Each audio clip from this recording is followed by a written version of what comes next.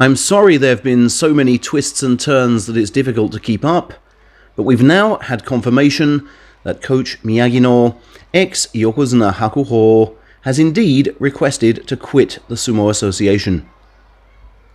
I had received tip-offs last weekend that he would be on his way out.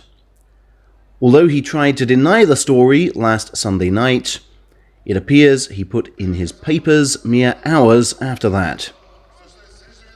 Because this is Ono Sato's week of merriment and celebration, Sumo chiefs have refused to accept those papers for now, and opted against discussing the matter at yesterday's board meeting ahead of Ono Sato's grand unveiling at Meiji Shrine today.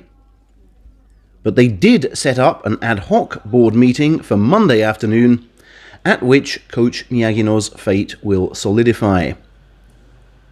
Officially, board members intend to finalize the Isegahama stable handover from the current master to Teruno Fuji and discuss the potential revival of Miyagino stable.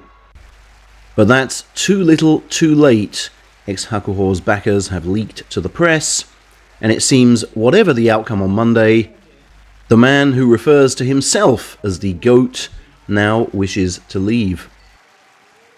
And to be honest, who can blame him? The likely progression we understand is that the Isegahama handover is approved for June the 9th, at which Ex-Hakuho submits his retirement papers again. We now know then the initial stories in April were actually true.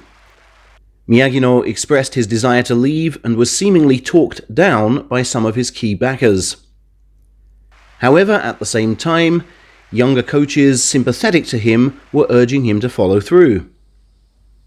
If anyone among us can branch out into the private sector and make a success of it, it simply has to be you, they seem to have told him, and presumably hinted they would help him continue such events as the Hakuho Cup.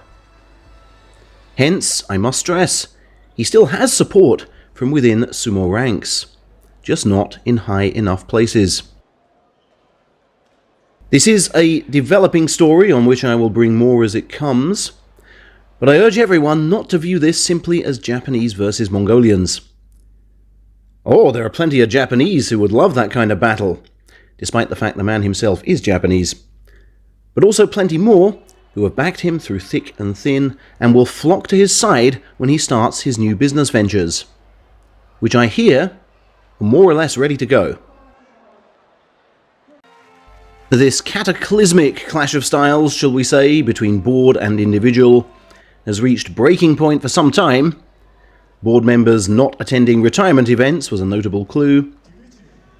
And it's probably best for all parties that they sever this relationship.